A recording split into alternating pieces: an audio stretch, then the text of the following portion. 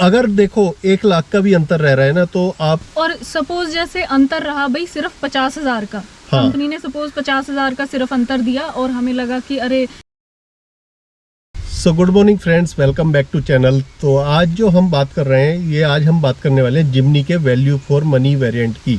Value for money मतलब अभी money का तो नहीं पता चला है हमें प्राइस का, पर हाँ फिर भी कौन सा वेरिएंट इसका ज़्यादा अच्छा रहेगा लेना, तो उसके बारे में बात करते हैं। क्योंकि इसमें दो ही वेरिएंट मिल रहे हैं, एक आपको मिलेगा जेटा और दूसरा अल्फा, और दोनों में आपको ना ऑटोमेटिक भी मिल रहे हैं। जेटा ऑटोमेटिक में आएगा और दूसरा आपका अल्फा भी ऑटोमेटिक में आएगा। अब इन दोनों में कौन सा ज़्यादा बेटर रहेगा लेना, तो उस पर बात करते हैं। तो सबसे पहले तो एक चीज़ हमें ध्यान में रखनी पड़ेगी, वो है जब भी आप मारुति का पिछला रिकॉर्ड उठा के देखते हो कोई सी भी गाड़ी का, तो उसका जो बेस वेरिएंट होता है उसके मुकाबले जब आप अगले वेरिएंट पे जाते हो तो कम से कम दोनों वेरिएंट में आपको 1.5 लाख का अंतर मिलेगा। बेस वेरिएंट से उसका अगला जो वेरिएंट होगा उसमें 1.5 लाख का पूरा प्राइस में अंतर मिलता है एक्स शोरूम प्राइस में। तो ये चीज़ हमें थोड़ी सी ध्यान में रखनी है कि कहीं जिमनी में भी ऐसा ही देखने को मिलेगा। 1.5 नहीं तो कम से कम 1.25 लाख या 1 लाख से तो ऊपर ही ऊपर अंतर मिलने वाला है दोनों वेरिएंट के प्राइस में। तो उसके हिसाब से फिर हमें कौन से वेरिएंट पे जाना ज़्यादा फ़ायदे का सौदा रहेगा। तो हमने जो बुक किया है, मैंने किया है वो जेटा मैनुअल। तो जेटा में भी मैंने मैनुअल लिया है। तो मैनुअल लेने का एक सबसे बड़ा, पहले तो मैं रीज़न आपको बता दूं, क्योंकि अगर आप पर्पज़ से ले रहे हो कि भाई ऑफ रोडिंग मुझे करनी है या फिर मुझे बहुत पहाड़ों में गाड़ी चलानी है, तो मैनुअल ज़्यादा फ़ायदे का सौदा रहेगा। वहाँ पे आपको एक तो सस्ता पड़ेगा। तो मैनुअल ज़्यादा प्रैक्टिकल क्यों रहेगा पहाड़ों के हिसाब से, जैसे कि आपने पिछले भी बहुत सारी गाड़ियाँ देखी है, मैनुअल जो है ज़्यादा प्रैक्टिकल होता है। आपको पावर वगैरह हर चीज़ उसमें ना प्रॉपर मिल जाती है। गियर शिफ्टिंग वगैरह आप करके ना कहीं हाइट पे जा रहे हो तो आप कोई सा भी गियर लगा के फिर उसको आराम से चढ़ा सकते हो। तो ऑफ रोडिंग के पर्पज़ से मैनुअल ज़्यादा प्रैक्टिकल रहता है। तो अब जैसे क्या 1.25 लाख या 1.5 लाख का या 1 लाख का भी अंतर रहा, तो भाई इन गाड़ियों में दोनों वेरिएंट में क्या क्या चीज़ें ऐसी हैं जो हमें जेटा में नहीं मिल रही और उसमें मिल रही हैं। बहुत कोई इंपॉर्टेंट चीज़ ऐसी तो नहीं है जो हमें अल्फा में मिल रही है जेटा में नहीं मिल रही और वो ज़रूरी है। तो उस चीज़ पे एक बार बात करते हैं, भाई क्या क्या इसमें मिल रहा है जेटा में हमें। तो पहले एक्सटीरियर की बात करते हैं। एक्सटीरियर में केवल 2 चीज़ें आपको अलग मिलेंगी। एक तो body colour, door outside door handle नहीं मिलेंगे, जिससे कोई फ़र्क नहीं पड़ना कोई सी भी चीज़ पे, मतलब उससे कोई फ़र्क नहीं पड़ने वाला आपकी गाड़ी के परफॉर्मेंस पे या किसी फीचर पे। दूसरी चीज़, व्हील जो मिलेंगे वो स्टील व्हील मिलेंगे, एलॉय नहीं मिलेंगे। तो मुझे यहाँ पे ये ज़्यादा प्रैक्टिकल नहीं लग रहा कि भाई आप एलॉय व्हील पे जाओ, क्योंकि जो इसके एलॉय व्हील मिल रहे हैं तो इसमें हमें स्टील और एलॉय दोनों जो मिल रहे हैं वो R15 मिल रहे हैं। तो यहाँ पे जेटा लेने में आपको क्या फ़ायदा रहेगा, अगर आप चाहते हो मॉडिफिकेशन करना थोड़ा बहुत, या आप चाहते हो बाहर से एलॉय लगवाना, तो आप 15 की जगह 16 भी उसमें लगा सकते हो, जो ज़्यादा प्रैक्टिकल रहेगा। बहुत सारे लोगों ने ये चीज़ बोली भी है कि भाई टायर साइज जो है थोड़ा सा इसका कम लग रहा है हमें, तो ये और उल्टा फ़ायदे का सौदा हो जाएगा कि स्टील वाले को आप हटा के वो उसकी जगह आप दूसरा एलॉय लगवा सकते हो आफ्टर मार्केट। बाकी इसके अलग कुछ और फीचर्स हैं, ऑटो हेडलैम्प वॉशर वगैरह, ये सब फीचर्स आपको नहीं मिलेंगे। इसके नीचे बाकी सारे आपको नीचे डिफॉगर वगैरह, मैनुअल, डे नाइट, IRVM और बाकी सारे चीज़ें जो है आपको मिल रही हैं।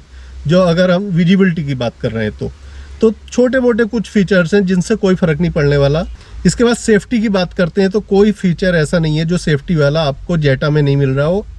सारे फीचर दोनों वेरिएंट में इक्वली मिल रहे हैं, मतलब बराबर मिल रहे हैं A to Z। तो सबसे बड़ी चीज़ होती है हमारे लिए सेफ्टी, और वो सेफ्टी फीचर्स हमें सारे जो मिल रहे हैं वो अपने इसमें जेटा में भी मिल रहे हैं जो हमें अल्फा में मिल रहे हैं। कंफर्ट और कन्वीनियंस की बात करते हैं तो छोटे मोटे फीचर्स है। पुश स्टार्ट बटन, भाई हम कोई नहीं की से स्टार्ट कर लेंगे। क्रूज़ कंट्रोल नहीं मिल रहा है, तो क्रूज़ कंट्रोल इंडियन रोड्स पे मुझे बहुत ज़्यादा फ़ायदे का सौदा नहीं लगता, क्योंकि यहाँ पे आपको जगह जगह ब्रेक मारने पड़ते हैं। कभी गाय आ जाती है हाईवे पे तो कभी कुछ आ जाता है। और क्रूज कंट्रोल का यूज होता है हाईवेज पे। अब जब गाड़ी आपने ऑफ रोडर लेनी है तो फिर उसमें क्रूज कंट्रोल तो मतलब ही नहीं बनता। बाकी मैनुअल AC मिल रहा है इसमें आपको, तो उससे भी कोई ऐसा ज़्यादा अंतर नहीं पड़ने वाला। उसके बाद में सारे फीचर्स आपको मिल रहे हैं A to Z जो आपको अल्फा में मिल रहा है। अब ऑडियो और एंटरटेनमेंट में थोड़े बहुत फीचर्स आपको चेंज मिलेंगे। स्मार्ट प्ले प्रो इसमें नहीं मिलेगा, और इसमें जो टच स्क्रीन मिलेगा उसका साइज थोड़ा कम मिलेगा, 17.78 सेंटीमीटर का मिलेगा। तो ये सब चीज़ें ऐसी होती हैं जिन्हें क्या हम बाद में इंस्टॉल कर सकते हैं जब हमारा बजट बने या जब हमारा मन करे। कुछ चीज़ें ऐसी होती हैं कि उनको ज़रूरत ही नहीं पड़ती इंस्टॉल करने की, जैसे मुझे ऑडियो की बहुत ज़्यादा ज़रूरत नहीं पड़ती। मेरी अभी जो गाड़ी है उसमें भी वो पुराना वाला ऑडियो है जिसमें सीडी लगती थी, और वो मेरा परफेक्ट काम करता है।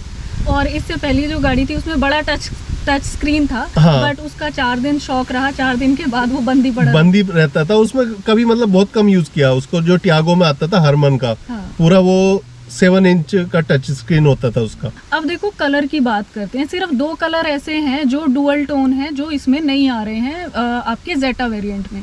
एक तो है kinetic yellow with bluish black जो रूफ है ऊपर वाली, और सेम और sizzling red bluish black roof के साथ। तो ये 2 कलर जो कि डुअल टोन वाले हैं, सिर्फ ये नहीं आ रहे हैं आपके जेटा में, बाकी सारे कलर आपको मिल रहे हैं। अब मैंने जो कलर किया है वो किया है ग्रेनाइट ग्रे। तो ग्रेनाइट ग्रे कलर बुक करने का एक और रीजन था, भाई देखो जो पैरेट कलर है ना, वो मुझे थोड़ा लगता है कि उसमें वो फील नहीं आएगा। जब आप ऑफ रोडिंग पे जा रहे हो तो आपको लगना चाहिए कि हाँ गाड़ी थोड़ी रफ एंड टफ ऐसी होनी चाहिए, उस पर कहीं हल्का दाग भी लगाना तो वो एकदम दूर से चमकेगा।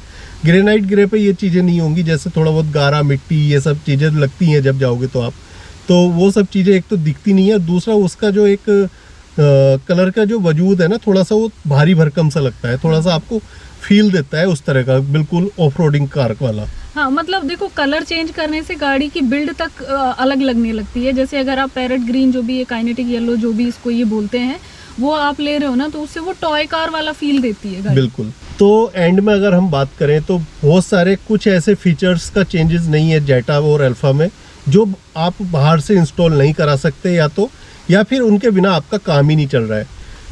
अगर देखो 1 लाख का भी अंतर रह रहा है ना, तो आप एलओए आराम से आफ्टर मार्केट ना बहुत कम में लगवा सकते हो, 50 से भी कम में आ जाएंगे। आपका सीधा वहाँ पे अमाउंट बच जाता है, एक बाहर बहुत मोटा अमाउंट बच जाता है वहाँ पे। और छोटी मोटे जो दूसरे फीचर्स हैं, उनमें कुछ फीचर्स ऐसे हैं जो कि आप बाहर से बड़े सस्ते में इंस्टॉल करा सकते हो, और कुछ फीचर्स ऐसे हैं जिनकी ज़रूरत सच में नहीं है। हाँ, तो ज़रूरी नहीं है कि आप सारी चीज़ें उसमें लगवाओ, ज़रूरी नहीं है।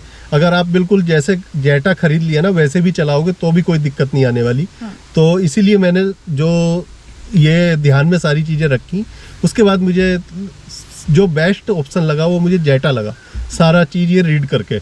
और सपोज जैसे अंतर रहा भाई सिर्फ 50,000 का, हाँ। कंपनी ने सपोज 50,000 का सिर्फ अंतर दिया, और हमें लगा कि अरे ये तो फायदे का सौदा, आपका अल्फा हो गया, तो कंपनी वाले खुद ही आपको ऐसे ऐसे ऑफर्स दे देते हैं कि आपको जल्दी मिल जाएगी कार, आप अपग्रेड कर लो। हाँ। ये सो तो कंपनी वाले खुद ही आपको फोर्स कर लेते हैं, क्योंकि सब जानते हैं आजकल सब कंपनी ने यही कर रखा है कि वो जो है टॉप वेरिएंट पहले डिलीवर करेंगे, उसके बाद में फिर वो नीचे वाले वेरिएंट्स डिलीवरी देंगे उनकी। हाँ। तो ये चीज़ भी एक मैटर करती है। अगर हाँ लग रहा है कि कोई छोटा अमाउंट का अंतर है तो आप अपग्रेड कर सकते हो, लेकिन जब आप ऊपर से नीचे आओगे तो कंपनी वाले आपको दुखी करेंगे, थोड़ा सा परेशान करेंगे, एकदम नहीं आने देंगे। एंड होप करता हूँ आपको ये वीडियो अच्छी लगी होगी। बहुत सारे लोग जो बुक करना चाह रहे हैं और कंफ्यूज है कि जेटा करूँ या अल्फा करूँ, तो उनको इस वीडियो के थ्रू थोड़ा आइडिया लग जाएगा। तो वीडियो अच्छी लगी हो तो क्या करना है, लाइक शेयर और कमेंट करके बताना है। बाकी अभी तक अगर चैनल सब्सक्राइब नहीं किया है तो सब्सक्राइब कर लेना। मिलते हैं अगले ऐसी किसी वीडियो में। Till then take care, bye bye.